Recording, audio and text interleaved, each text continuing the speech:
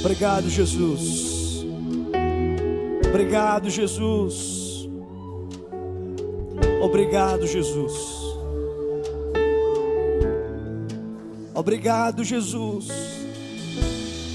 Eu te agradeço, meu Pai, porque é impossível alguém entrar nesse lugar, nesse exato momento, e não sentir o peso da tua glória.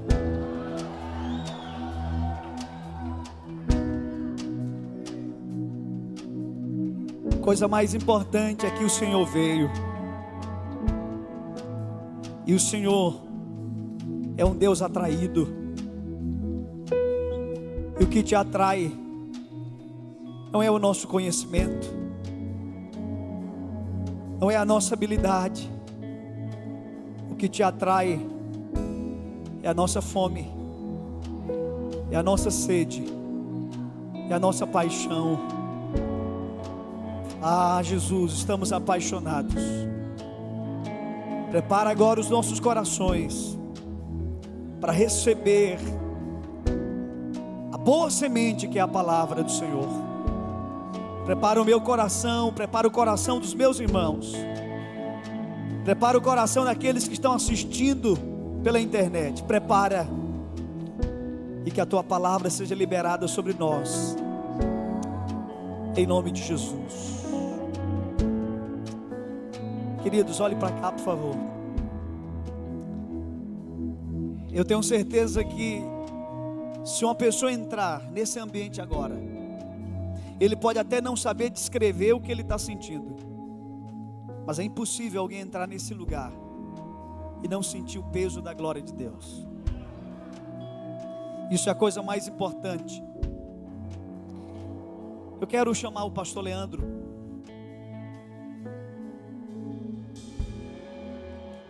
Vamos aplaudir esse homem de Deus.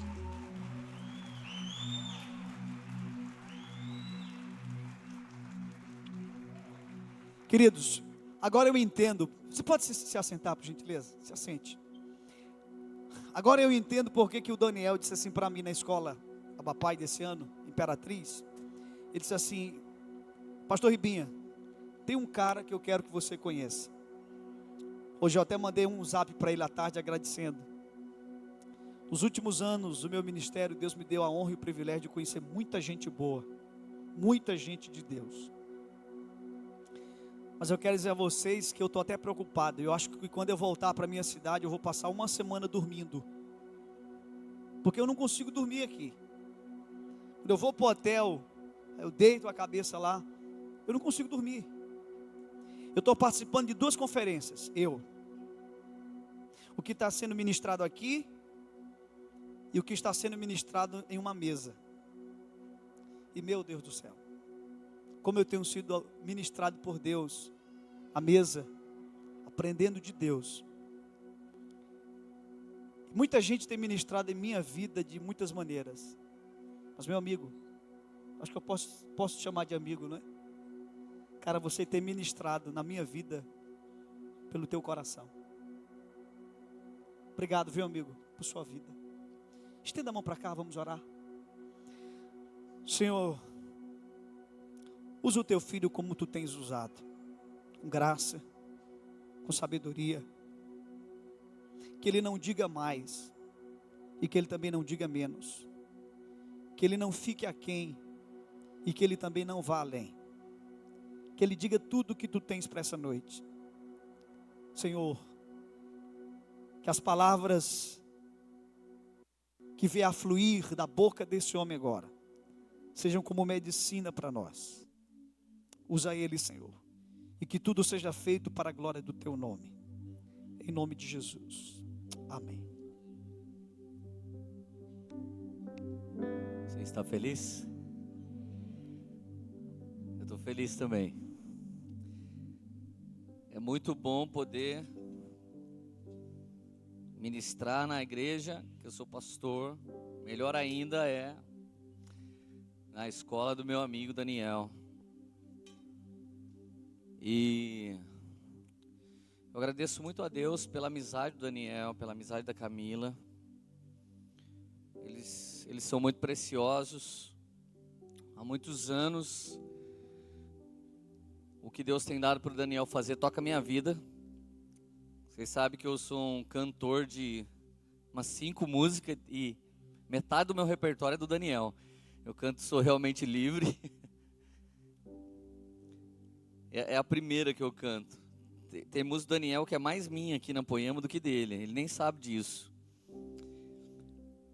E tive a honra de conhecê-lo através do Farley. Nós ministramos juntos uma conferência na Alcance. Uma coisa que você nunca espera na vida é que um dia você vai sair daí de onde você está sentado e ministrar na conferência. Se tem alguém muito otimista aí, espera isso, cara, você tem muita fé e eu quero que você continue esperando por isso. Eu nunca esperei que fosse ministrar na igreja de Luciano Subirá. Muito menos que eu fosse chegar para ministrar quando o Daniel estava tocando. E foi um relacionamento muito apaixonante. Eu, Daniel e a Camila. O mais bonito é que de lá para cá eu vi Jesus continuar crescendo dentro deles. Essa é a coisa mais importante de toda essa história, amém? Alguns amigos nossos ficam parados no tempo, alguns amigos nossos retrocedem, mas alguns amigos prosseguem, eles são amigos que prosseguiram. Daniel e Camila, eu quero dizer algo para vocês. A Laila é a maior escola da vida de vocês. E Jesus me disse que ela está ensinando vocês a serem grandiosos pais. E uma coisa que Deus disse para mim, que é impossível alguém ser líder de uma escola chamada Abba Pai e não se tornar um dos maiores pais espirituais da nossa nação.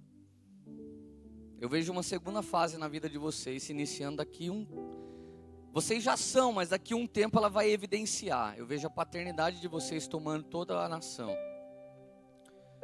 E o grande João Batista dessa história se chama Laila. Ela preparou o caminho para tudo isso. Então comecem a se acostumar a realmente cuidar cada vez mais de pessoas. Porque seria impossível ter um toque fresco do Abba Pai e não se tornar uma paternidade muito forte. O caráter de Deus tem sido trabalhado em vocês através da Laila. A assertividade e o quanto vocês dependem de Jesus para prosseguir nisso. Então era isso que eu vi, um grande aperfeiçoamento. Eu agradeço a Deus por poder ser amigo de vocês, pelo que vocês me trazem de Jesus. Obrigado por isso, muito obrigado. E queridos, você está numa escola, e quando você vai numa escola, você vai para... Vamos lá, você vai para aprender. Então, eu estou me sentindo como Roberto Carlos hoje, eu tenho tanto para lhe falar, mas com palavras não vai dar. Então eu tenho uma mensagem essa noite que ela vai durar 5 minutos. E eu sei que eu vou ensinar vocês muito mais com atitude do que com a palavra. A Bíblia diz em Mateus 24:6, quando vocês ouvirem falar de guerras, ameaças de guerras, não entrem em pânico. Sim, é necessário que essas coisas ocorram, mas ainda não será o fim. O início desse verso diz, vocês ouvirão falar de, repete comigo, ouvir falar de. Cara, quando Jesus estava em Jerusalém, tinha terremoto no Chile. O problema é que ninguém tinha descoberto o Chile. Quando Jesus estava em Jerusalém, tinha ciclone nos Estados Unidos. O problema é que as pessoas não tinham descoberto ainda os Estados Unidos. Porque as pessoas não tinham descoberto, as pessoas não sabiam que existia. E porque a mídia não existia, então não chegava a informação. E à medida que a mídia cresceu, a informação chega mais rápido. Só que a informação que chega para mim e para você, ela é pessimista. Por isso que eu não gosto das novelas da Globo, eu odeio o jornalismo sangrento de coisas como Cidade Alerta, porque esse negócio me entope de coisa do inferno. Você só fica sabendo que um pai estuprou a filha, que o irmão matou o irmão, que por causa de uma briga de WhatsApp alguém matou. Então você passou a ouvir falar de cada vez mais, e cada vez você ouve mais falar de coisas ruins. Na roda dos zombadores, você fala daquilo que você não sabe. E na roda dos esclarecedores, você mete o pau naquilo que você quer condenar. E as duas rodas estão erradas. O Rodolfo Abrantes falou na mesa da nossa casa, há muitos anos atrás, em qualquer mesa que você sentava, as pessoas estavam falando mal de alguém que está fazendo sucesso. Mas essa mesa aqui está me dando medo, porque a gente só está falando do reino de Deus. Que mesa é essa, cara? Então, querido, tanto o zombador quanto o esclarecedor pode usar aquilo que conhece para ficar falando de. Hoje você ouve falar de famílias destruídas, ouve falar de assassinatos, ouve falar de engano e mentira, ouve falar de injustiça e impunidade, ouve falar de homens que caíram e abandonaram a fé, ouve falar de amor se esfriando, ouve falar de orgulho e divisão, mas quando alguém tem que falar de uma coisa boa, todo mundo fica com medo de falar. Eu não posso falar muito bem do Daniel aqui, porque o Daniel ainda está vivo, vai durar mais uns anos, e daqui a pouco ele faz alguma coisa, e o dia o Leandro falou, e aí eu fico com medo de falar do Daniel. Mas se ele tropeçar, eu consigo falar dele mais rapidamente do que testemunhar do homem de Deus que ele é. Então você só ouve falar de fofoca, você só ouve falar de desgraça, você só ouve falar de escândalo. Quando a Bíblia está dizendo, ai daquele pelo qual vem o escândalo, a Bíblia não está dizendo só quem cometeu, mas está falando do fofoqueiro. Tem escândalo que acontece que você devia resolver, e não devia sair falando por aí. Então nós somos anunciadores de uma coisa que é contrária ao Evangelho. O Evangelho é boas novas, e nós vivemos falando das velhas e ruins. É as mesmas velhas fofocas e histórias ruins. É disso que a gente mais fala. E eu estou falando de mim. A gente se apega muito rápido naquilo que não vale a pena. Mateus 24:12 diz, o pecado aumentará e o amor de muitos se esfriará. Agora estamos entrando num entendimento profético. O pecado está sim aumentando. Eu não estou falando uma história boba. Ele está aumentando. O problema é que a gente dá mais ênfase para quem cai do que para quem se levanta. Quem se levanta no nosso meio parece que está participando do primeiro programa do Pedro Bial, No Limite. Se você resiste 15 semanas na igreja, resiste 30 mensagens de ensino para batizar, e resiste 30 anos sem ficar com uma menina, então a gente vai te ordenar ao Zé quase nada da igreja. Parabéns, você acabou de ganhar o troféu No Limite. Irmão, ser crente e virar um profeta ou um apóstolo hoje é ganhar o programa No Limite. Faz 10 anos que eu faço uma coisa nessa cidade, ainda tem mais gente que fala que eu não estou fazendo uma coisa de Deus do que alguém que fala, nossa, que benção. Então eu não estou querendo te desanimar. Mas essa noite eu quero te dizer uma coisa maravilhosa, muito maravilhosa, e pelo Espírito que eu quero te dizer. Eu estou me sentindo, desde que essa escola começou, como Mateus 13:44. O reino dos céus é como um tesouro escondido, que um homem descobriu no campo. Em seu entusiasmo, ele escondeu novamente, ele descobriu, escondeu. Foi lá, vendeu tudo que tinha, e com o dinheiro da venda voltou e comprou esse campo. Quando você encontra o reino de Deus, você fica tão entusiasmado que você vai lá e dá fim de tudo e vai até onde o reino de Deus está. Tem cara que demora mais ou menos 10 anos para virar a minha ovelha. O Brunão Morada virou em 5 horas. Brunão Morada sentou na minha frente. Quando que uma mesa é potente? Quando o assunto é bom ou não? Quando as perguntas são precisas. O Ribinha extraiu meu coração. Não foi eu que disse algo para ele. Quem tem a pergunta certa sabe a resposta certa. É só um sedento que consegue encontrar o rio de águas vivas que flui do outro coração.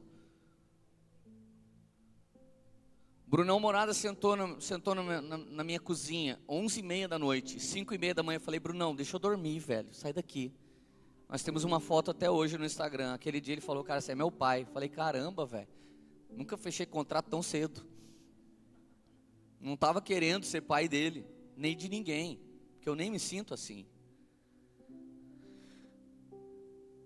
Queridos, desde que essa escola começou, se alguém está muito tocado, é por causa da minha vida que você está tocado. Porque essa escola está aqui por causa de mim. Se alguém crê como eu, então essa escola é por causa de você. Mas se você não crê, é por causa de mim que você está sendo abençoado. Porque eu tenho tanta fome e tanta sede que eu atraí isso para cá. Eu ia estar na conferência do Juan, do Hangar, e eu ia estar na conferência Pleroma do Cláudio. Então o Daniel falou e eu falei, então eu vou ficar aqui. E eu fiquei aqui por causa dessa conferência. E se Deus não falou com ninguém aqui, Ele só falou comigo. Mas para tudo quanto é lado. É Camila, é Daniel, é a Sara, é o Bruno, é o Ricardo, é o Ribinha, tipo, tudo. Até a hora que a gente entra para comer, Deus fala comigo, Deus fala comigo. Rodolfo acabou com a minha vida. Eu liguei para um dos... Eu falei esse ano para Deus, Deus, meu coração está meio peludo ainda. Quero um coração lisinho. Rodolfo terminou de pregar aqui, eu liguei para um cara que fez muita coisa ruim para mim. E Jesus me disse assim, presta atenção. Eu sei que você tem um poder de mostrar para ele que foi culpa dele. Mas eu quero que você ligue para ele como se a culpa fosse sua e pede perdão para ele. Saí daqui e pedi perdão para 2 caras que me fizeram muito mal. Se eles vão mudar eu não sei, mas eu estou ótimo. E eu reencontrei o reino de Deus esses dias aqui. E estou muito motivado, eu estou com frio na barriga de novo, estou com vontade de fazer várias loucuras outra vez. Estou me sentindo ótimo com isso. E ontem na hora que eu estava sentado aqui de frente, vendo o Ribinha pregar, o Espírito Santo falou assim para mim, você não vai pregar amanhã. Porque tem um reino muito grande dentro desse cara. E amanhã quando chegar a sua vez de pregar, você manda ele subir de novo e pregar mais um pouco. E eu quero ensinar uma coisa para você com essa atitude. Se você tem coragem de fazer as loucuras que Deus te pede, Ele é mais louco ainda de confiar cada vez mais o reino dEle na sua mão. Aleluia. Vem cá, Ribinha. Eu encontrei o reino de Deus dentro desse cara, gente. E eu estou deixando tudo. Até de pregar para ouvir esse cara. Eu preciso ouvir mais ele.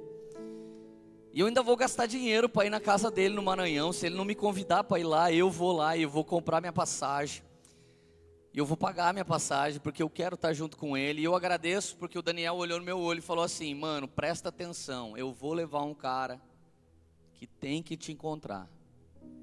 E eu acredito no Daniel. O Daniel é um linkman. Ele une o reino, ele não une pessoas.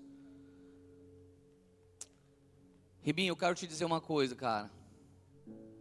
Isso que está acontecendo aqui é por causa da sua vida. Essa conferência também é por causa da sua vida.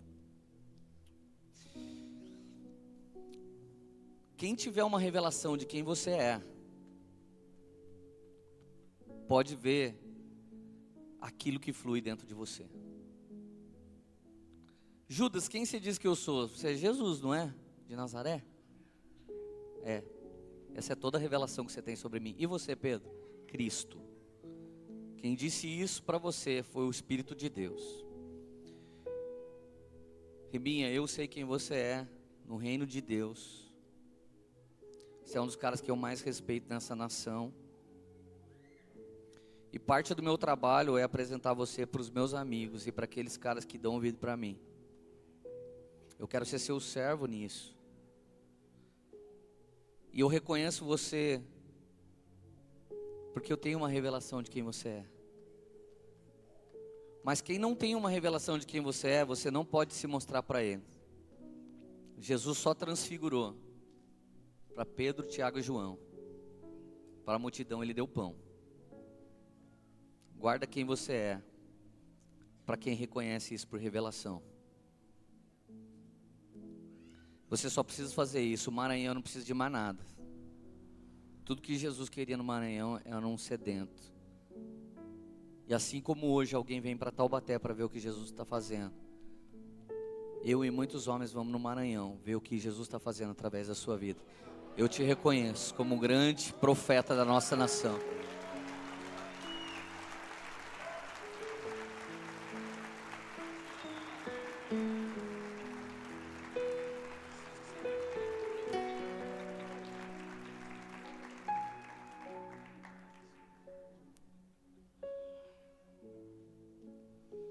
Meu Deus.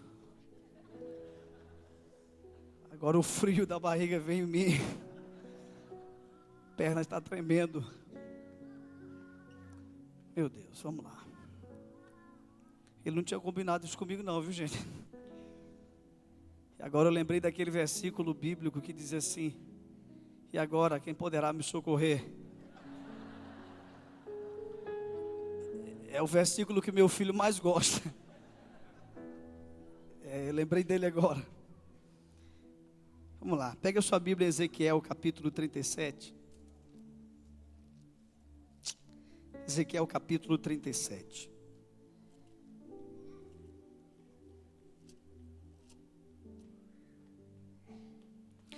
Ezequiel capítulo 37, a partir do verso 1.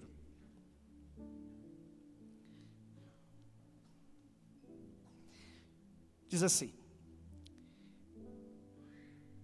veio sobre mim a mão do Senhor, e Ele me levou pelo Espírito do Senhor, e me deixou no meio de um vale que estava cheio de ossos, e me fez andar ao redor deles, e eram muito numerosos na superfície do vale, e estavam sequíssimos. Então me perguntou: filho do homem, acaso poderão reviver estes ossos? Respondi: Senhor Deus, tu o sabes. Disse-me ele: profetiza a estes ossos e dize-lhes: ossos secos, ouvi a palavra do Senhor. Assim diz o Senhor Deus a estes ossos: eis que farei entrar o Espírito em vós e vivereis. Porei tendões sobre vós, farei crescer carne sobre vós estenderei pele, e porei em vós o Espírito e vivereis. E sabereis que eu sou o Senhor. Então profetizei segundo me for ordenado. Enquanto eu profetizava, houve um ruído, um barulho de ossos que batiam contra ossos e se ajuntavam cada osso ao seu osso. Olhei, e eis que havia tendões sobre eles, e cresceram as carnes, e se estendeu a pele sobre eles, mas não havia neles o Espírito. Então ele me disse: profetiza ao Espírito, profetiza ao Filho do Homem, e diz-lhe: assim diz o Senhor Deus: vem dos quatro ventos, ó Espírito, e assopra sobre estes mortos, para que vivam. Profetizei como ele me ordenara, e o Espírito entrou neles, e viveram, e se puseram em pé um exército sobremodo numeroso.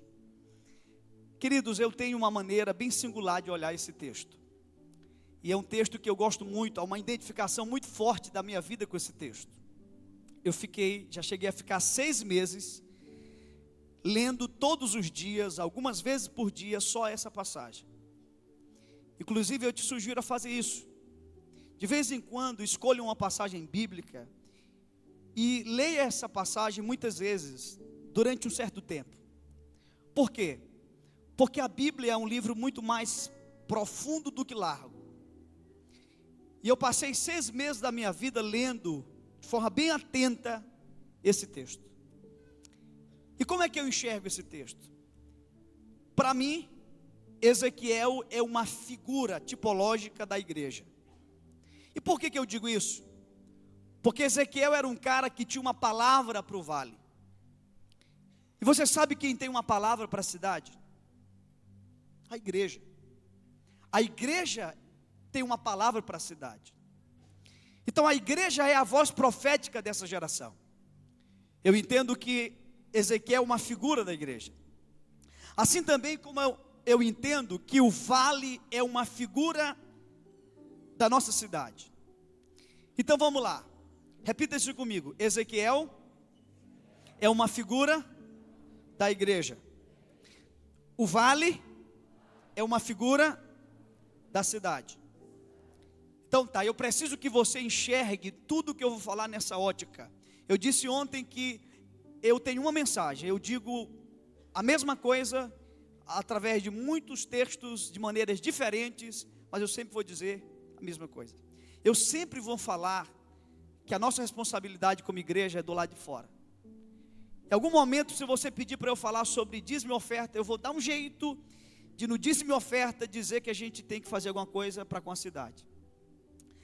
E primeira observação que eu quero fazer, antes de pontuar algumas coisas aqui, é a seguinte: Ezequiel falou do vale, ou ele falou para o vale? O que você acha? Ele falou para o vale. Onde eu quero chegar? Pare de falar das coisas ruins do lugar que você vive, e comece a declarar para o lugar que você vive a vontade de Deus. Inclusive, deixa eu te falar uma coisa: você tem que amar o lugar que você vive. Se há uma coisa que um homem de Deus tem que fazer, é amar muito a Deus e amar muito o lugar em que ele está inserido. Porque ninguém pode servir bem um povo sem primeiro amá-lo. Eu amo demais a minha cidade. Pinheiro é uma cidade pequena que tem 3 entradas. E todas as semanas eu viajo. E nos domingos eu volto para a igreja local. E sempre eu estou entrando por uma dessas entradas da cidade. E eu sempre entro cantando: princesa centenária da Baixada, gentil rainha do meu coração, os braços de palmeiras coroados, gentil de formosura ao Maranhão. Agora, o que eu mais amo é a última estrofe do hino da minha cidade. Diz assim: Pinheiro, a tua fé em Cristo é o teu quinhão sagrado. Meu Deus, eu amo a minha cidade. E deixa eu te dar um conselho: se você não ama a cidade que você mora, preste um favor para ela, vá embora. E para que fique bem espiritual, assim te diz o Senhor: vai-te embora. Você está atrapalhando a cidade. Você tem que amar a sua cidade. Então pare de falar do vale. Porque imagine se Ezequiel fosse falar do vale. Que lugar feio, que lugar horrível, desesperança, morte, sequidão. Mas Deus não levantou a igreja para falar do lugar, mas para falar para o lugar. Qual é a vontade de Deus? Posso ouvir um amém? Ok. Então eu quero que você caminhe comigo.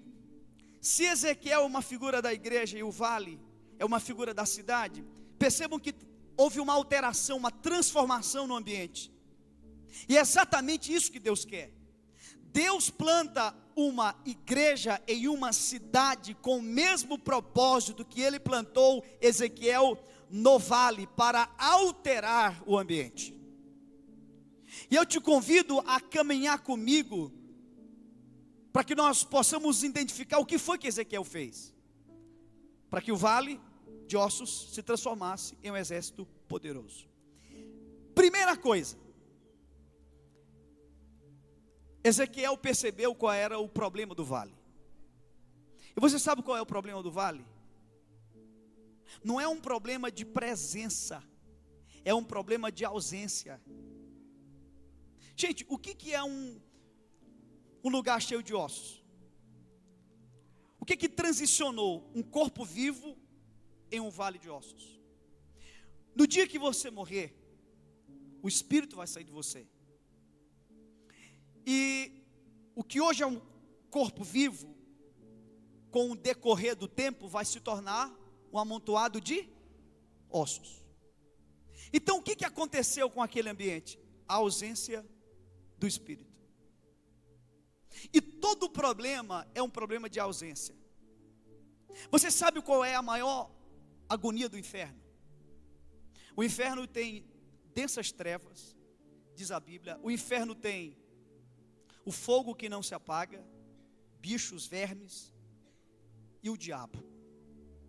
Mas eu quero te dizer que a maior agonia do inferno não são essas coisas que eu pontuei. A maior agonia do inferno é a ausência de Deus. Essa é a maior agonia do inferno. E aí eu preciso entender uma coisa. Há muitos anos atrás eu li um livrinho de bolso, e o título do livro é O Sopro do Espírito. Não sei se você já leu esse livro. Um livrinho de uma editora que não é tão conhecida. E nesse livro, o escritor fala de uma brincadeira muito comum no Brasil inteiro. que é soltar pipa. Lá na minha cidade a gente chama de papagaio. Como é que você chama aqui? Pipa ou papagaio? Pipa. Então vou ficar com um termo que comunica melhor para ti. E ele diz que no estado em que ele morava, as crianças quando iam soltar pipa, e quando não tinha vento, elas tinham uma estratégia. Qual era a estratégia? Um garoto pegava a pipa, esticava a pipa mais ou menos assim uns 15, 20 metros, e dizia para o outro, solta. E quando ele soltava, esse outro garoto saía correndo, e aí o papagaio, a pipa voava, mas à medida que ele cansava, a pipa descia. Mas aí ele é brasileiro, e brasileiro não desiste.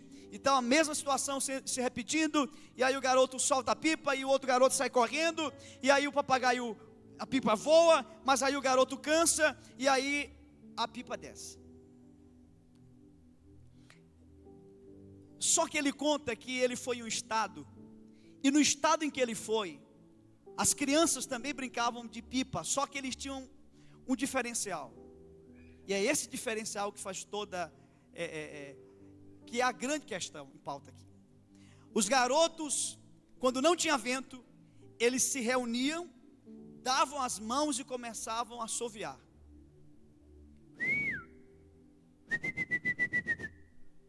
E aquela cultura diz que o vento vinha.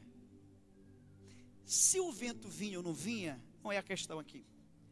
A questão é a atitude das crianças de não soltar a pipa sem vento.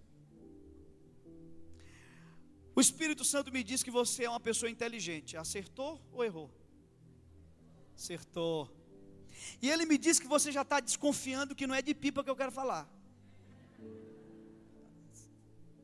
Eu quero te dizer que pipa do ministério não sobe sem o vento do Espírito. Eu quero te dizer que tem muita gente soltando pipa, ou melhor, lidando com o ministério como muita gente solta pipa, na força do braço, mas vai chegar uma hora que essa pessoa vai cansar, e junto com o seu cansaço o ministério cai na cabeça dele. Então o que a gente tem que fazer? Tomar a atitude desses garotos, inegociável. Ninguém solta a pipa daqui para frente até que o vento venha. Essa é a atitude, essa é a grande atitude. E aí o nosso maior desafio então não é atrair as pessoas, mas é atrair Deus. Esse é o nosso maior desafio, até porque, gente, cá entre nós, imagina uma célula, imagina um ministério, imagina um grupo, uma igreja, um lugar cheio de gente vazia, é para matar qualquer um. Então o que nós precisamos é tomar essa atitude, buscar o Espírito e deixar que o Espírito nos conduza. Você sabe quem derrotou Sansão? A resposta mais óbvia é os filisteus, os inimigos. Mas não foram os filisteus que derrotaram Sansão. Diz a Bíblia, e talvez seja um dos textos mais fatídicos das Escrituras: e se levantou Sansão, como das outras vezes, vírgula. Mas agora não sabia Sansão que o Espírito de Deus não estava mais com ele. Então sabe qual é a minha interpretação? Sansão não foi vencido pela presença dos filisteus. Sansão foi vencido pela ausência de Deus. Foi a ausência de Deus que derrotou Sansão. E eu sempre falo isso. Como que vocês imaginam Sansão? Um cara careca ou cabeludo? Cabeludo, beleza. Um cara alto ou baixo? Alto, né? Forte ou magro? Forte. A única coisa que você tem base para dizer de tudo que você concordou é que ele era cabeludo, porque ele era nazireu. Agora não tem uma passagem na Escritura dizendo que ele era alto e musculoso. A Bíblia diz que ele era o quê? Forte. Diga força. Agora a pergunta é, de quem era a força? tanto prova que era de Deus, que quando Deus se esvaiu dele, ele ficou frágil. Então por que não imaginar Sansão um homem como eu? Eu não entendi essa risada de vocês. Eu ainda vou fazer um filme, e no meu filme vai ter um momento que alguém vai dizer assim: com vocês, Sansão, e vai entrar um cara como eu. Brincadeira à parte, eu acredito que Sansão era um cara mais ou menos como eu, por uma coisa, por uma razão: para que todo mundo, quando olhasse o que estava acontecendo através de Sansão, não pudesse dar a ele a glória, que todo mundo pudesse reconhecer: não tem como ser esse cara, porque dele, por ele e para ele são todas as coisas, glória pois a ele eternamente. Gente, Sansão foi derrotado pela ausência de Deus. Um dia eu lembro da pastora Flávia, mulher de Deus. Eu lembro da pastora Flávia chorando. Depois de uma ministração, ela conversou comigo e disse assim: meu amigo, o que você falou hoje, eu já encontrei em alguns lugares por onde andei. Um dia eu estava lendo Gênesis, e o momento em que Isaac está subindo com o pai dele para o sacrifício, com Abraão, a Bíblia diz que Isaac então para e faz uma pergunta, e diz assim: pai, está aqui o cutelo, está aqui a lenha, está aqui o fogo, ou seja, pai, o altar está pronto, o altar está aqui, pai, mas eu tenho uma pergunta, pai: onde está o cordeiro? E lá em Gálatas capítulo 4 vai dizer que Isaac e Ismael são figuras tipológicas da graça e da lei. O evangelho é a religião, está lá, Gálatas 4.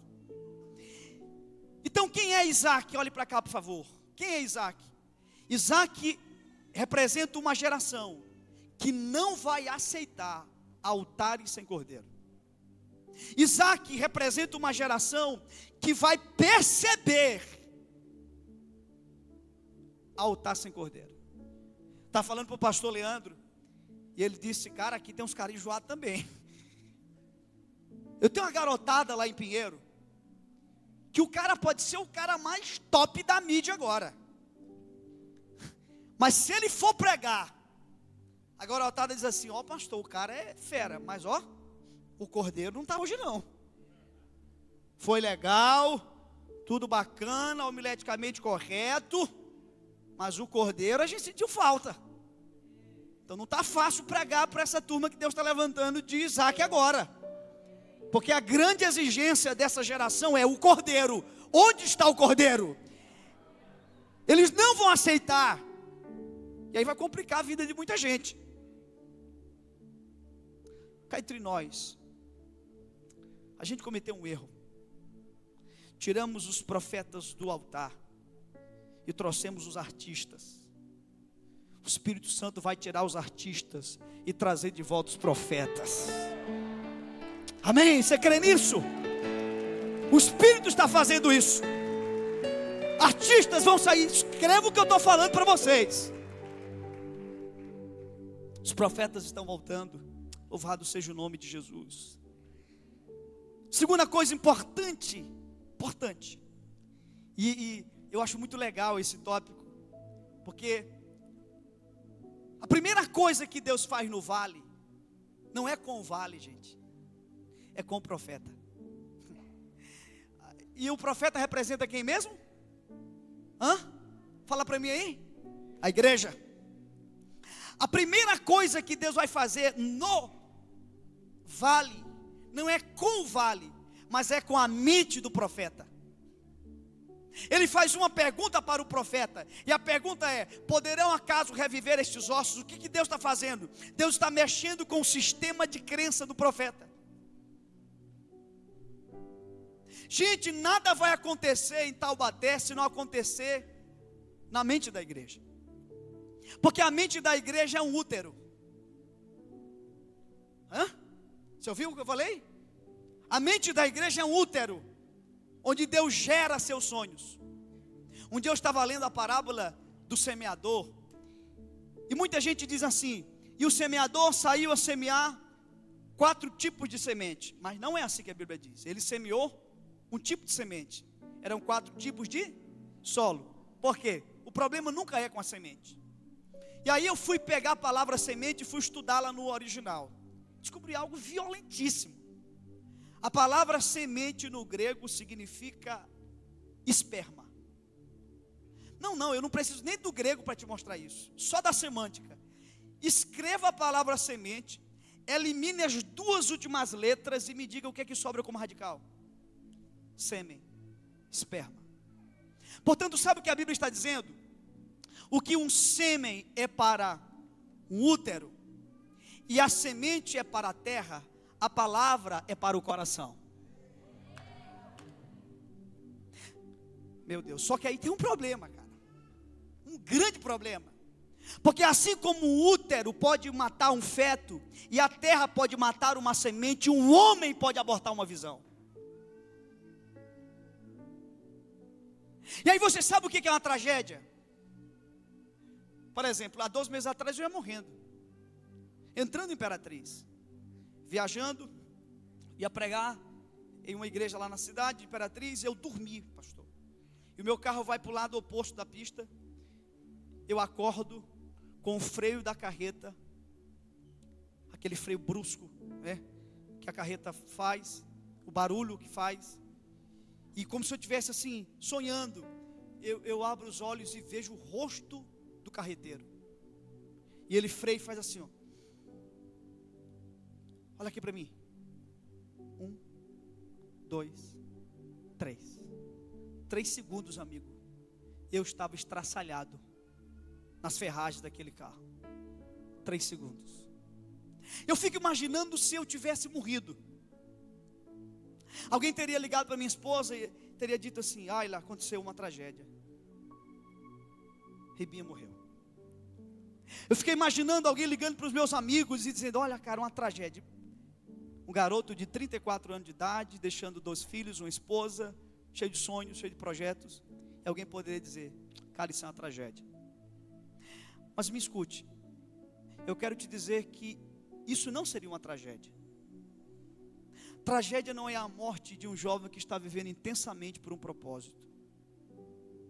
Talvez tragédia seja a vida longa sem nenhum tipo de relevância. Deixa eu te dizer, tragédia não é a morte, amigo, de um homem. Tragédia é o que morre dentro de um homem enquanto ele vive e está. Isso é uma tragédia, cara. Isso é uma tragédia. Isso é uma tragédia. Se não me engano, Keith Green morreu com 28 anos. Estão dizendo 26 ali. Morreu na casa dos 20, morreu jovem, garoto. Viveu pouco, mas o pouco suficiente para impactar uma geração. E o que eu mais amo na história desse cara é que quando ele terminava de ministrar, ele sempre terminava com essa postura aqui, ó. Esse símbolo te lembra alguém? Fala aí para mim. Jesus. E ele dizia assim, ó: se ele morreu de braços abertos, eu não posso viver de braços cruzados. Na verdade, o que eu estou fazendo aqui? Eu vim dizer a você: desencruza os teus braços. Não sei quanto tempo você vai viver, cara, mas viva intensamente por um propósito. Viva intensamente por um propósito. Deus quer fazer algo nas nossas cidades, mas primeiro Deus tem que mudar a nossa mentalidade. E aí Deus tem uma pedagogia muito legal. Eu não conheço uma escola de líderes como a da nossa igreja, com todo respeito. Nós somos deficientes, por exemplo, na consolidação e muitas coisas, mas a nossa escola de líderes, ela é muito violenta. Sabe como é a primeira aula da escola de líderes? A primeira aula, o cara vai para a aula, apostila, caneta, Bíblia, e aí ele chega na aula, tem um micro-ônibus na porta, e aí o líder diz: gente, vamos fazer uma viagem ali rapidinho. Aí todo mundo entra no micro-ônibus, e eles são levados para ver alguns ambientes da cidade, tipo um prostíbulo. Eles entram no prostíbulo, eles conversam com aquelas mulheres. Gente, não sei se você já conversou com uma prostituta. Elas são tristes. E eles conversam com elas. E aí a gente sai de lá e vai para um lugar onde os jovens ficam usando droga. E eles ficam ali observando aquilo. E a gente vai para um lixão. Eu tenho um amigo que ele foi no Haiti, e eu levei ele nesse lixão. Eles, cara, eu vi mais pobreza nesse lixão do que no Haiti. É um lugar tão pobre. Uma vez o pastor da nossa igreja, ele ficou o dia inteiro chorando, porque ele foi lá, e ele viu uma criança folheando uma revista, e quando a criança olhava uma foto de uma comida, a criança abria a boca e fazia assim, ó. Criança de 4, 5 anos de idade. E aí a gente leva as pessoas, pastor, para olhar esses ambientes. E aí a gente traz eles para a sala de aula. E o professor faz uma pergunta e coloca ela em caixa alta no quadro: poderão acaso reviver estes ossos? Boa noite, que Deus abençoe vocês e até a próxima aula.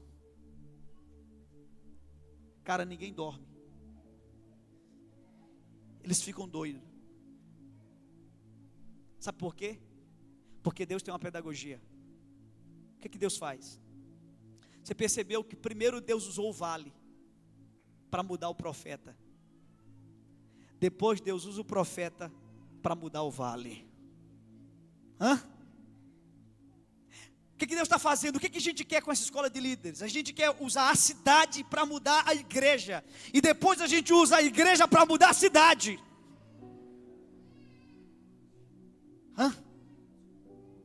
Deus não toca no vale até mudar a mente do seu profeta. A Bíblia fala de renovação da mente. Por que a Bíblia não fala de inovação da mente? Até porque inovação é a palavra mais bonita, mais contemporânea, mais contextualizada. Mas por que a Bíblia fala de ré? Inclusive ré é um prefixo muito comum na Bíblia, já observou? Restituir, restaurar, recomeçar, renovar. E ré significa voltar. Renovar a mente significa pegar a mente e trazê-la de volta a algum ponto. Que ponto é esse? Um dia eu estava lendo, na verdade minha esposa estava lendo em um culto doméstico, Apocalipse 2:5. E diz assim: lembra-te onde caíste, arrepende-te e volta. Lembra-te onde caíste. Gente, onde nós caímos? Você sabe onde nós caímos? Todos nós caímos no mesmo lugar. Gênesis capítulo 3, na epígrafe de todas as Bíblias, está escrito: a queda do homem. Nós caímos em Gênesis capítulo 3. E quando a Bíblia diz: lembra-te onde caíste, volta. Eu tenho que voltar para o lugar que eu caí. Sabe o que é renovar a mente? É trazer a mente para o início, para a origem. E aí eu vou te dizer, eu conversei um pouco isso com o pastor Leandro hoje de manhã. Eu nunca tinha estudado humildade como eu estudei há um tempo atrás. Qual era o meu conceito de humildade? Humildade era alguém simples, tranquilo, humilde. Mas aí eu fui cavar essa palavra. E essa palavra, humildade e mansidão, quando Jesus cita, ele cita no mesmo contexto. É assim: vinde a mim, todos vós que estáis cansados e sobrecarregados, eu vos aliviarei, tomai sobre vós o meu jugo, porque eu sou manso e humilde. Jesus está usando um exemplo de algo que comunicava muito bem a eles. Ele está falando do boi. Do boi. Por isso que o texto fala de jugo. O que é jugo? Jugo era uma canga que era colocado no pescoço do boi. Ele diz o seguinte: a vida vai bater em vocês até que vocês entendam o que eu entendi. Eu sou manso, eu sou humilde. Eu não tenho tempo de falar aqui de manso, porque eu vou tomar muito tempo. Mas de humilde eu quero falar, porque eu sinto que é importante. A palavra humilde no grego é a palavra tapeinos, de onde vem tapete. tapete. E essa palavra significa pés no chão. Diga comigo, pés no chão. No latim, a palavra humildes é humus, terra, e ildes, ide, pés. Tem o mesmo sentido, pés na terra, pés no chão. Mas o que tornou interessante minha pesquisa foi o seguinte: eu descobri que a palavra humilde não era uma palavra literal, era uma palavra coloquial. Ou seja, quando alguém diz assim, fulano entrou pelo cano, essa expressão é literal? Ele é o quê? Coloquial. Ah, o fulano bateu as botas. O que é bater a bota? Morreu. Essa expressão é coloquial. Eu confesso que eu não sabia disso, mas eu descobri que a palavra humilde era uma palavra coloquial. O que significava humilde? Era o seguinte: o cara, quando ele começava a trabalhar na agricultura, ele começava descalço. Era pobre, ele começava descalço, pé no chão. Mas aí ele começava a prosperar, ele comprava um boi, comprava uma carroça. E aí as pessoas diziam para ele: ó, fulano, humildade, hein? Então a palavra humildade, assim como bater as botas significa morrer, assim como entrar pelo cano significa se dar mal, a palavra humilde significava lembra a tua origem. Uau! Lembra a tua origem. Lembra a tua origem. Quando Jesus diz assim, eu sou humilde, sabe o que ele está dizendo? A diferença entre eu e vocês é que eu sei a minha origem. Meu filho, tu pode me ajudar aqui? Vem cá, por gentileza. Suba aqui comigo, por gentileza. A Bíblia diz, existem duas palavras no hebraico na criação. A palavra criou, que é a palavra bara. Bara. Fica tranquilo, não é aquilo que eu vou fazer não. Ô Zé, se tu estiver assistindo em algum lugar, Zé, fica tranquilo, não é isso. Foi mal. Desculpa, gente, vocês não estão entendendo o que está acontecendo, eles estão entendendo. A palavra criou é a palavra bara. Significa criar do nada. Passou a existir. E aí Deus criou os luminários, os vegetais, os animais e criou o homem. Ele criou o homem. Pode dar terra, te deitei no chão, por gentileza. Vai entrar no ministério de teatro agora da igreja. E aí Deus criou o homem. Por favor, isso é muito importante. Deus criou o homem. Só que tem um elemento aí que vai diferenciar tudo. Diz a Bíblia que Deus não só criou o homem, Deus formou o homem à sua imagem. E aí essa palavra não é mais bara, é a palavra asa, que significa criar de uma substância que sempre existiu. Na verdade, a palavra asa significa a partícula de Deus. Deus colocou a partícula dele dentro do homem. Só que aí acontece algo extraordinário. Quando Deus faz isso, pela primeira vez um homem vai colocar os pés no chão. O que é humilde mesmo, gente? Pés no chão. Quando Jesus diz eu sou humilde, Ele está dizendo, vamos todo mundo para o Éden. De volta ao Éden. Obrigado, cara. Vamos para o Éden todo mundo? Vamos para o Éden todo mundo? Vamos lá! A primeira vez que o homem coloca os seus pés no chão, foi para dizer, a nossa origem é uma origem de governo. Só que se isso não acontecer na mente da igreja, não pode acontecer nas ruas de nossa cidade. Isso não aconteceu no vale sem que antes tivesse acontecido na mente do profeta. Algumas realidades só serão realidades fora de nós, depois que forem realidades dentro de nós. Deus vai fazer algo aqui sobrenatural aqui hoje. Eu estou sentindo. Deus vai emprestar os olhos dele para nós hoje. E nós vamos ver as nossas cidades como Deus vê. Agora tem um problema. Há 2000 anos atrás, Jesus Cristo disse que a seara está o que, gente? Pronta, madura. Diga comigo, seara madura. Agora o problema é, a seara está madura, mas os ceifeiros estão verdes. A seara está madura. E está madura não é agora não, cara, 2000 anos atrás. Mas e aí, o que fazer? Uma seara madura e ceifeiros verdes. Você sabia que o maior inimigo do cristianismo não é o anticristianismo, é o subcristianismo? Veja Paulo, veja as cartas que Paulo escreveu. Em Filipenses, Paulo vai chamar alguns de inimigos da cruz. Quem nós chamaríamos de inimigos da cruz? Eu não vou nem citar aqui. Mas sabe quem que Paulo chama de inimigo da cruz?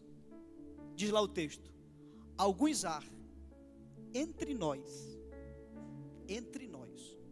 dos quais repetidas vezes eu vos disse, agora vos digo de novo, chorando, que são inimigos da cruz de Cristo.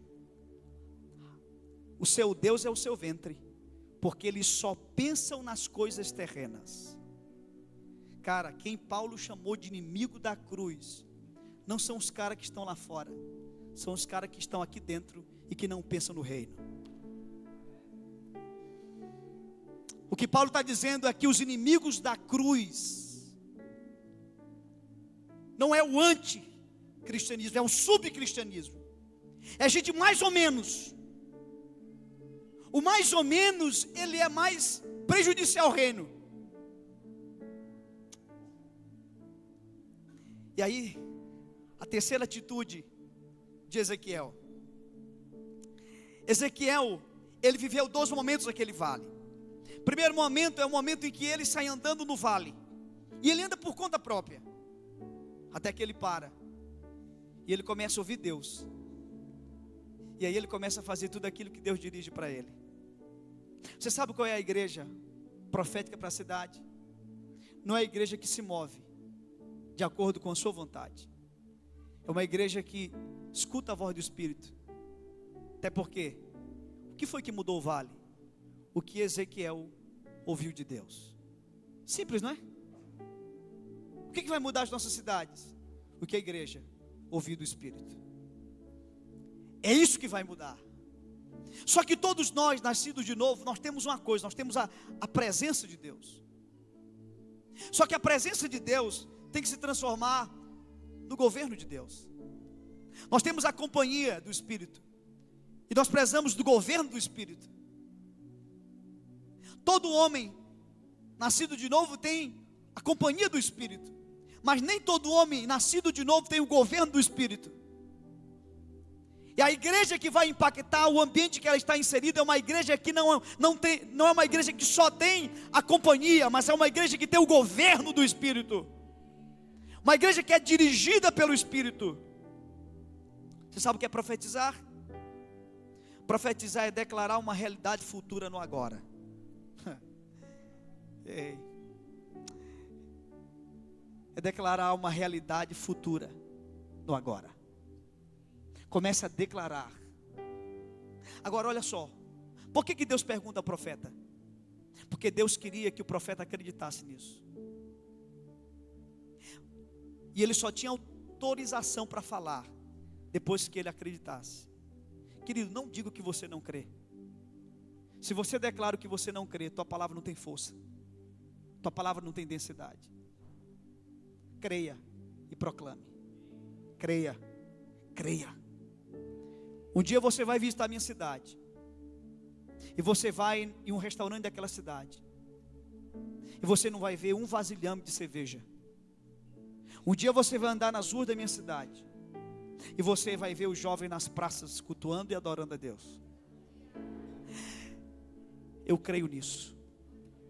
Isso é uma realidade dentro de mim.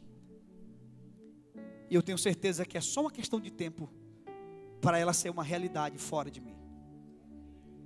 Nós temos que crer naquilo que Deus crê. O homem, ele não é responsável pelo que ele faz. debaixo da direção de Deus. Deus é o responsável. Percebam que o exército teve que existir na mente do profeta primeiro. Aí eu quero compartilhar contigo a convocação do Maranhão. Parecia muito absurdo no início. Estava pregando em uma cidade e na hora do louvor eu vi uma cena. Escute isso, eu vi uma cena. Eu vi carros, centenas de carros cortando as estradas do Maranhão. Foi uma experiência metafísica que eu tive. E eu vi os carros cortando as estradas do Maranhão. E eles se avolumavam na minha cidade. E Deus perguntou assim para mim: você crê que eu posso reunir o Estado na tua cidade? Eu comecei a gritar. Eu gritava. E tinha um discípulo do meu lado. Ele disse: pastor, o que foi? O que aconteceu? Eu disse: cara, depois eu te conto. Eu gritava, eu disse: eu creio. E eu posso te dizer, Daniel mais do que vocês, Camila ainda não foi em Pinheiro. Daniel e a equipe mais do que vocês entendem o que eu estou falando aqui. Cara, isso era improvável na minha cidade. Eu lembro que as pessoas ligavam para mim e diziam assim: pastor, mas Pinheiro tem estrutura, hotelaria, restaurante. Eu disse: cara, não tem. E aí como vai ser? Isso não sei. 11h30 da noite, as pessoas me ligavam: pastor, não tem mais comida na cidade, o que eu faço? Eu disse: assim diz o Senhor, jejua.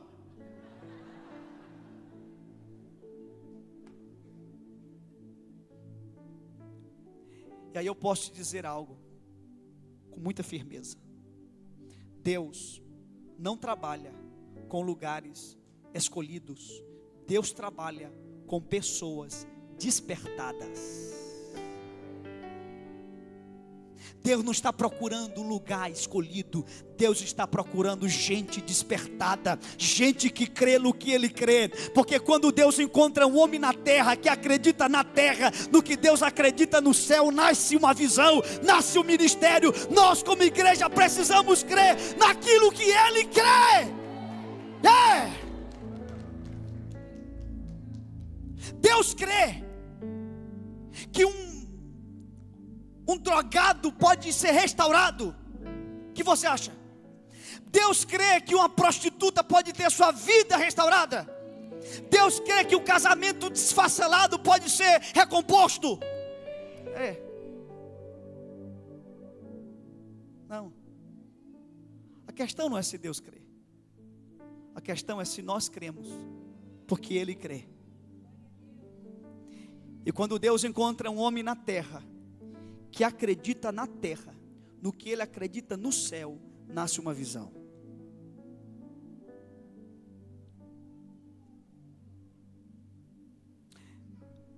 Pinheiro é uma cidade pequena. E qual a conclusão que eu chego? Escute: um Deus grande pode fazer grandes coisas em lugares pequenos. Tem gente que pensa que um Deus grande faz grandes coisas, mas em lugares grandes. Tem gente que pensa que um Deus grande não pode fazer grandes coisas em lugares pequenos. Mas eu quero te dizer que Deus é grande a despeito do lugar. E eu cheguei a outra conclusão: que um Deus grande faz grandes coisas em lugares pequenos, através de homens pequenos. Foi outra conclusão que eu cheguei. Até porque quem tem que ser grande, cara, é Ele. Ele é o grande da equação. Eu só tenho que ser obediente. Deus não está procurando homens grandes. Deus está procurando homens obedientes. Obedeça. Não inventa a roda. Só obedece. Só obedece. Estou encerrando essa palavra. Quarto, o princípio de cooperação. Gente, desculpa, se isso aqui é uma heresia, eu vou até diante de Deus e defendo ela. Ficou tenso agora. O princípio da cooperação, eu creio muito nele. Você concorda comigo que Ezequiel não poderia mudar aquele vale sem o Espírito Santo? Você acha que Ezequiel poderia mudar aquele vale sem o Espírito? Então você está concordando comigo que Ezequiel precisava do Espírito para mudar aquele vale, ok? Mas o que você acha? O Espírito poderia mudar aquele vale sem Ezequiel? Ezequiel é uma figura de quem, gente? Pense assim, durante toda a minha palavra. Eu quero te dizer que a igreja não pode mudar Taubaté e o Brasil sem o Espírito Santo. Mas eu quero te dizer que o Espírito Santo não pode mudar o Brasil sem a igreja. Santo Agostinho dizia, ainda bem que foi Santo Agostinho, aí você vai acreditar. Foi Santo Agostinho. Daqui para frente eu vou dizer as coisas, vou dizer, ó, assim disse Lutero. John Wesley falou. Santo Agostinho dizia, sem Deus nós não conseguiremos, mas sem nós Ele não irá. Perguntaram uma vez para John Wesley, qual é o maior segredo da obra? Ele disse, o obreiro. E qual é o maior entrave da obra? Ele disse, o obreiro. A minha heresia é a seguinte: a velocidade da obra não depende de Deus. Pastor, que é isso, pastor? Dizer que a velocidade da obra depende de Deus é anular aquele texto. A vontade de Deus é que todos sejam salvos e cheguem ao pleno conhecimento da verdade. Eu não creio que a igreja está avançando em Taubaté mais do que acolá, porque Deus ama aqui mais do que acolá. Não, eu creio que a obra de Deus avança mais em um lugar do que outro, porque existem pessoas naquele lugar que estão respondendo àquilo que Deus quer fazer. Eu não creio que Deus ama Seul mais do que o Brasil, que Deus ama a Coreia do Sul mais do que o Brasil. Eu estive na Coreia do Sul. Meu Deus, o que é aquilo ali? Aquilo é a manifestação do que eu estou pregando aqui. Agora não vem dizer para mim que Deus ama mais eles do que nós. Agora teve um doido lá, há quase 60 anos atrás, um homem de 1,5 metro chamado Paul Yang-Shu, que decidiu crer no que Deus acreditava. E aí aconteceu lá. Mas não porque Deus ama lá mais do que cá. Olha, Deus já deixou de fazer o que Ele queria ter feito na terra, porque não houve cooperador. Ih, pastor, começou a heresia. Não, te acalma. Ezequiel 22:30, o que é que diz lá? Busquei dentre eles um homem que estivesse diante de mim, a favor dessa terra, para que eu não os destruísse. Ok? Certo? Mas a ninguém achei. E por isso eu derramarei sobre eles a minha indignação. Pelo amor de Deus, gente. O texto é muito claro. Deus não queria derramar aquela ira, mas Deus não achou um cooperador. E se eu te mostrar que Deus já deixou de fazer o que Ele disse que iria fazer, porque houve um cooperador? Deus disse, eu vou destruir Nínive. Gente, foi Deus ou o diabo que falou isso? Você tem certeza que foi Deus? O que Deus fala, Ele cumpre. O que Deus fala, Ele cumpre, gente. Mas Deus destruiu Nínive. E agora? Quem poderá te salvar? Quem poderá te socorrer? Deus disse, eu vou destruir Nínive. Destruiu. Por quê? Porque houve um cooperador. Quando eu tinha 16 anos, eu orando no monte, eu disse para Deus, eu li Ezequiel 22:30. Eu disse, Deus, se o Senhor está procurando um homem, e me encanta essas expressões da Bíblia. Jesus Cristo disse, se alguém é um pronome indefinido. A Bíblia diz que Deus procurou um, e não o. Deus não trabalha com o cara. Um é um artigo indefinido, também. E naquele dia eu disse para Deus, Deus, se o Senhor está procurando um homem, e se serve um garoto de 16 anos, pobre, tímido, mas se serve eu quero te dizer, para de procurar esse cara hoje. Gente, o que eu vou te dizer agora eu não vi e não ouvi, foi só uma impressão. Eu tive a impressão que Deus levantou do trono dele e disse assim: rapaz, se tu é macho, diz de novo. Fala se tu é macho. Duvido. Diz. Eu disse: Deus, eu tenho 1,5 m, mas eu sou macho. Senhor, o Senhor está procurando alguém, e se serve eu, para de procurar essa pessoa. Gente, eu tenho, a minha formação é teológica, mas eu fiz um curso técnico, e nesse curso técnico, havia uma disciplina que dava noções rasas, mas dava noções do direito. Eu tinha um professor, que ele depois virou o presidente da OAB da minha cidade. E esse professor, um dia ele pediu para que a sala de aula se dividisse em grupos, e que nós durante uma semana estudássemos um tribunal de júri, com todas as peças que o compõem.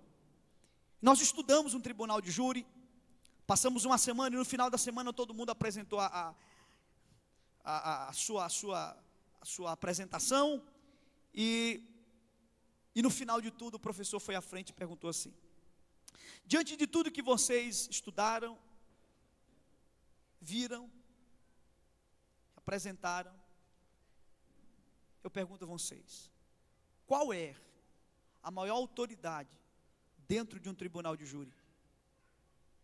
O que você acha que a gente respondeu? Fala a verdade. Foi um coro, cara. Todo mundo disse a mesma coisa. O juiz, professor. Ele disse: não. A gente foi eliminando por ordem de... O conselho de sentença. Ele disse: não. Promotor? Disse: não. O advogado?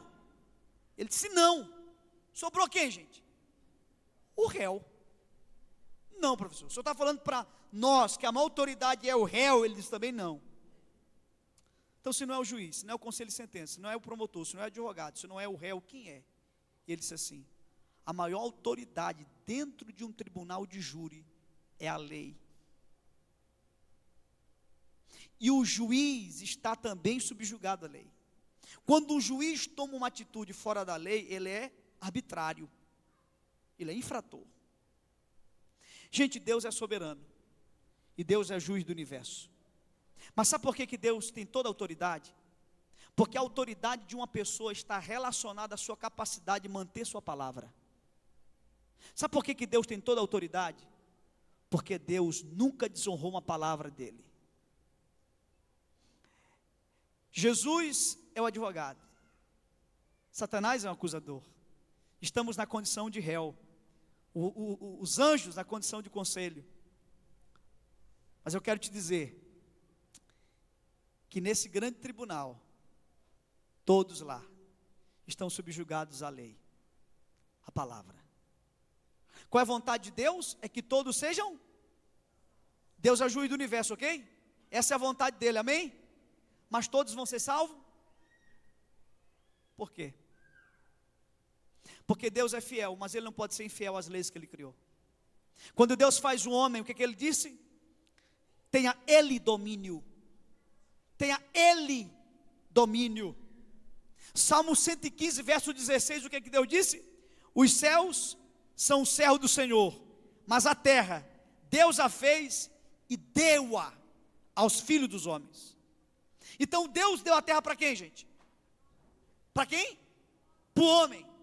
E quem deu o governo da terra? Para o diabo? O homem. E aí eu lembro um dia que uma pessoa muito inteligente, e ela não era uma pessoa de igreja, só uma pessoa muito inteligente, que não é de igreja, que tem coragem de fazer uma pergunta dessa, porque você já pensou muitas vezes, não teve coragem de perguntar. Pelo menos até hoje ninguém nunca me perguntou isso, só ela. E ela perguntou uma vez para mim assim: pastor, Deus é todo poderoso? Eu disse: é. E o diabo é 100% mal? Eu disse: é. Ela disse assim: e por que Deus não mata o diabo? Eu disse: minha filha, que ideia boa. Eu disse: você já deu essa ideia para Deus? Porque tanta coisa que talvez Deus nunca pensou nisso. Cara, mas fala a verdade, a ideia não é maravilhosa? Deus mata o diabo e está resolvido tudo e acabou, final feliz. Agora, por que Deus não mata o diabo? Porque se Deus matasse o diabo, Deus perderia sua autoridade. Deus deu a terra para quem? Para o homem. Quem deu autoridade da terra para o diabo? Quem poderia tomar a autoridade do diabo?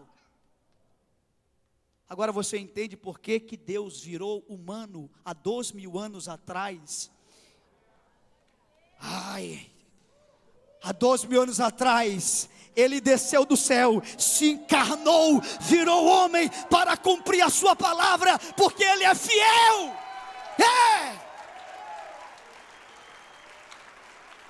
Diz a Bíblia, de sorte que haja em vós o mesmo sentimento que houve em Cristo Jesus, que sendo em forma, escuta, em forma de Deus, não teve por usurpação ser igual a Deus, mas a si mesmo se esvaziou, tomando a forma de servo e fazendo-se semelhante aos homens, e achado na forma de homem, humilhou-se a si mesmo até a morte de cruz, mas pelo que Deus o exaltou soberanamente e lhe deu um nome que é sobre todos os nomes, para que ao nome de Jesus se dobre todo o joelho dos que estão nos céus, na terra e debaixo da terra, e toda língua confesse o seu nome, para a glória de Deus Pai. Meu Deus é muito amor.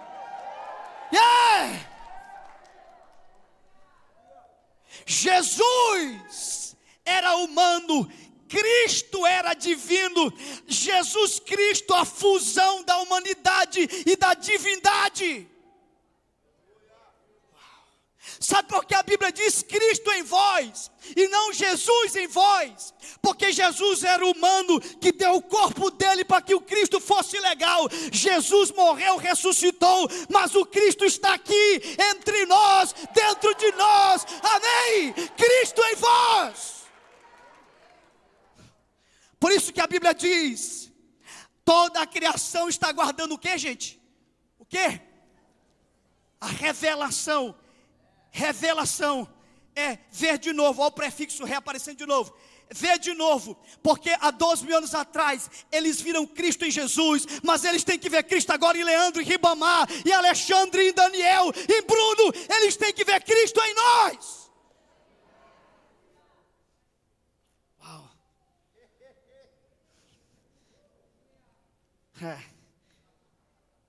Tu tá me entendendo, cara? João disse assim, Deus amou o mundo de tal maneira que deu o seu Filho unigênito. Diga comigo, unigênito. Você sabe o que é unigênito? Filho único. Mas aí o apóstolo Paulo, quando vai falar de Jesus, diz assim: e Jesus o primogênito. A pergunta é, quem está certo, João ou Paulo? Ele é unigênito ou primogênito? Os dois estão certos. Só que quando João chama ele de unigênito, João está falando do Jesus que veio. E ele veio como o único filho do Pai. Habitou entre nós. Vimos a sua glória como a glória do unigênito do Pai, cheio de graça e de verdade. Ele morre, sepultado, e ele ressuscita.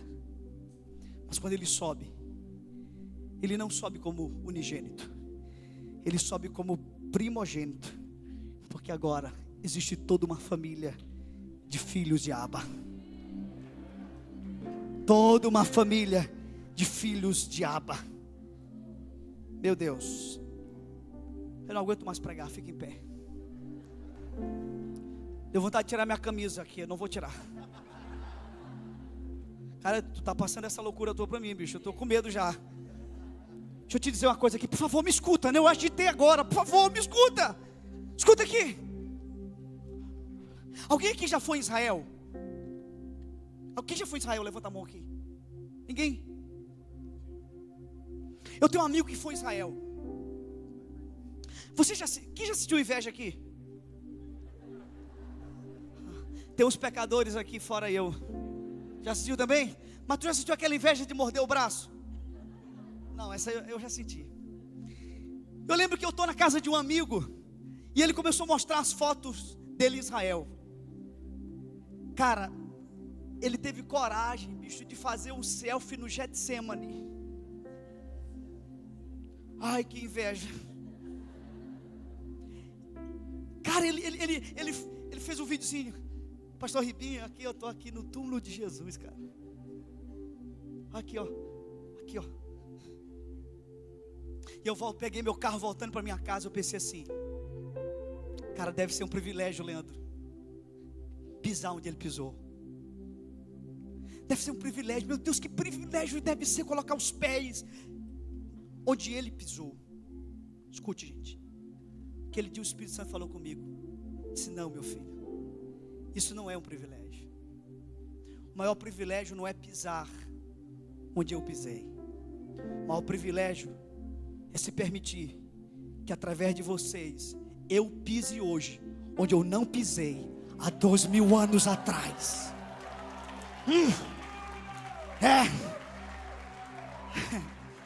Há 2000 anos atrás, quando Jesus veio, ele esteve em Jerusalém, ok? Ele esteve em Jericó, ele esteve no Getsemane, ele esteve no Jordão, mas ele não esteve em Taubaté, ele não esteve em Pinheiro, mas agora Cristo em nós está pisando essa terra. Yeah!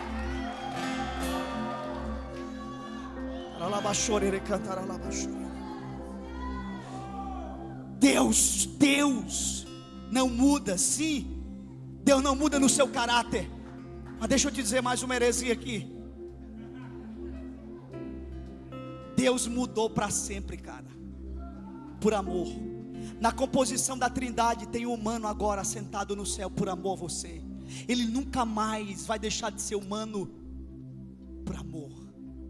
Há um livro do Brennan Manning que ele começa dizendo assim: eu, Brennan, fui alcoólatra, deixei de ser alcoólatra, voltei a ser alcoólatra, mas essa não é toda a minha história. Eu, Brennan Manning, fui católico, deixei de ser católico, voltei a ser católico, mas essa não é toda a minha história. Eu, Brennan Manning, fui evangélico, deixei de ser evangélico, voltei a ser evangélico, mas essa não é toda a minha história. Até que um dia eu, Brennan, descobri que eu sou filho de Abba, e essa é toda a minha história.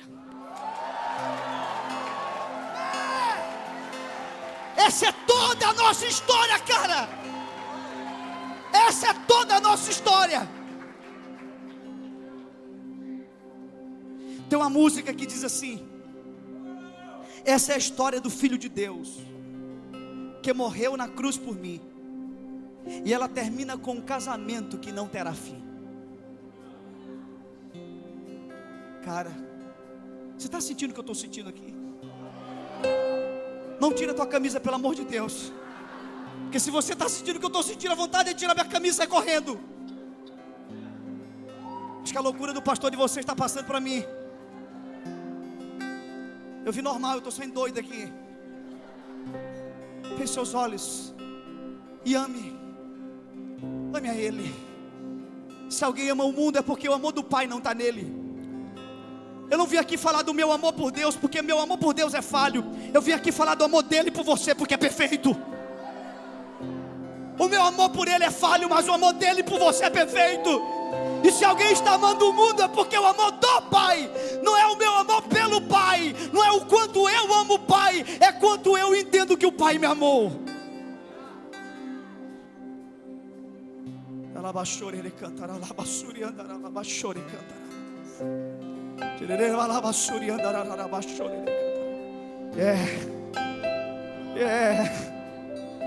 Meu Deus,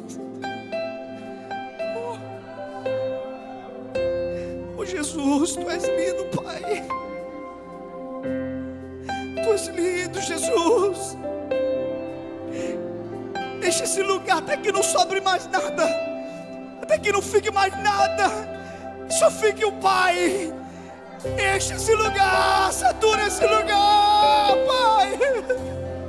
Yeah. Enche esse lugar, Pai. Yeah.